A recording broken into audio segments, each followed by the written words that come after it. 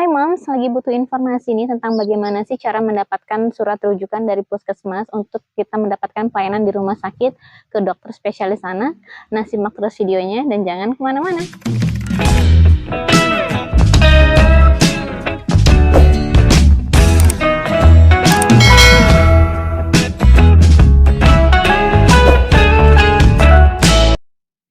Jadi, beberapa bulan yang lalu aku tuh sempat mondar-mandir untuk check up anak aku. Alhamdulillahnya di Indonesia ini ada program BPJS ya, Mam, sehingga amat sangat membantu untuk kita yang bolak-balik ke rumah sakit. Nah, aku mau cerita nih, awal mulanya anakku itu nggak naik berat badannya selama 6 bulan. Makannya bagus, susunya mau, snacknya mau, dan tidak pernah sakit ya. Dia itu terakhir sakit justru Februari 2022 tahun lalu loh, sampai saat ini dia tuh nggak pernah sakit. Anaknya sehat, hanya saja BB-nya itu berat badannya itu tidak naik dan juga tidak turun. Nah, maka dari itu aku kepikiran, coba deh aku minta surat rujukan langsung ke puskes. Sebenarnya di sini tidak bisa ya, Mams, apabila kita langsung tiba-tiba minta surat rujukan ke puskes. Tapi saat itu aku udah kayak, ya udah deh dikasih, alhamdulillah, nggak dikasih ya udah gitu. Karena memang aku tahu sih prosedurnya nggak bisa secepat itu gitu kan, harus kecuali untuk keadaan yang darurat gitu. Seperti waktu itu juga anakku pernah kejang, itu langsung dibawa ke rumah sakit tanpa harus ada surat rujukan juga, itu bisa gitu kan.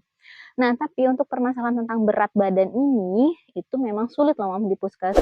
Belum lagi kalau orang-orang puskesnya itu eee, menilai anak kita ini sehat-sehat aja gitu, nggak apa-apa deh, nggak usah dirujuk, ini juga anaknya sehat kok, yang penting anaknya aktif gitu kan. Sedangkan kita ini selalu dikasih tahu kan sama dokter anak, kalau anak berat badannya tidak naik selama beberapa bulan, 2 bulan lah ya, itu wajib banget untuk dibawa ke spesialis dokter anak gitu untuk ditinjau lebih lanjut. Nah, lalu aku langsung ke puskesmas dan menceritakan keadaan anak aku. Aku udah bilang sama orang puskesmasnya selama 7 bulan ini tidak naik-naik. Aku memang pernah absen 2 kali di saat posyandu. Dan orang puskesmasnya tetap, bilang ini anaknya sehat-sehat aja, status gizinya juga baik gitu. Padahal walaupun mau diplot di buku KIA, selama 7 bulan tuh di situ-situ aja kan kurvanya gitu, karena nggak ada kenaikan gitu. Ya udahlah karena aku nggak mau mendebat dan nggak mau berdebat, ya udah, ya udah deh nggak apa-apa gitu. Ya aku juga emang tahu pasti emang nggak akan dikasih gitu. Ya udah deh kalau gitu aku pakai umum dulu aja gitu. Nah terus hari Senin itu aku langsung bawa anakku ke rumah sakit karena aku udah nggak mau lagi menunggu, udah memutuskan ini pasti ada apa-apa nih dengan anak aku. Walaupun terlihat amat sangat sehat gitu kan dan nggak pernah sakit sampai 1 tahun lebih ini.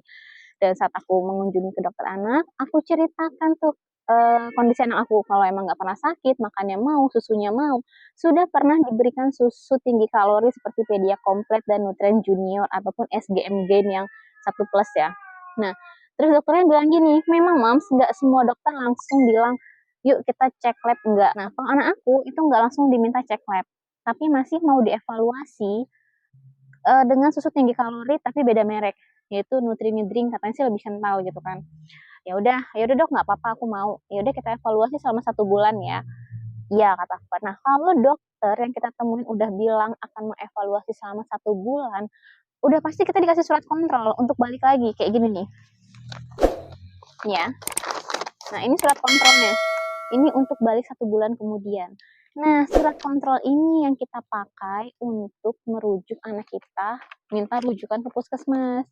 Biasanya orang dari puskesmas tidak akan mau, apa ya, memberikan alasan ini tuh lagi, kecuali memang servernya lagi gangguan, gitu. Kalau udah kayak gini, karena anak aku di situ udah ditulis statusnya gizi kurang, ya udah orang puskesmas langsung mau ngasih.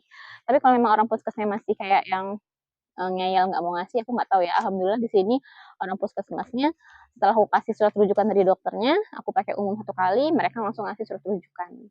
Nah, kayak gitu loh Mams caranya aku mendapatkan surat rujukan dari puskesmas. Awalnya itu kita pakai umum dulu ya, surat kontrol dari dokternya kita kasih ke puskesmas, nanti keluar deh surat rujukannya.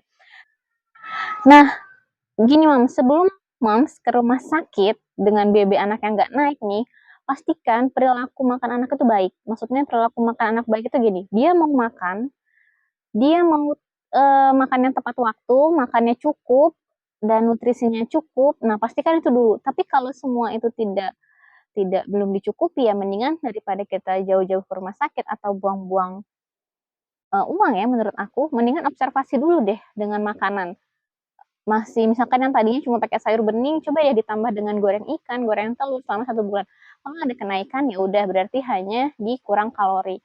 Tapi kalau udah makan dengan menu yang adekuat, yang bergizi, tapi tetap nggak ada kenaikan kayak anak aku, ya udah deh nggak usah nunggu lama-lama ya. Aku ini udah kelamaan banget sampai 7 bulan. Nah, sekian cerita dari aku tentang bagaimana sih cara aku mendapatkan surat rujukan dari puskesmas untuk pelayanan ke rumah sakit khususnya ke dokter spesialis anak. Nah, buat Moms yang mau bertanya, tulis di komentar ya. Sampai jumpa di videoku selanjutnya. Bye.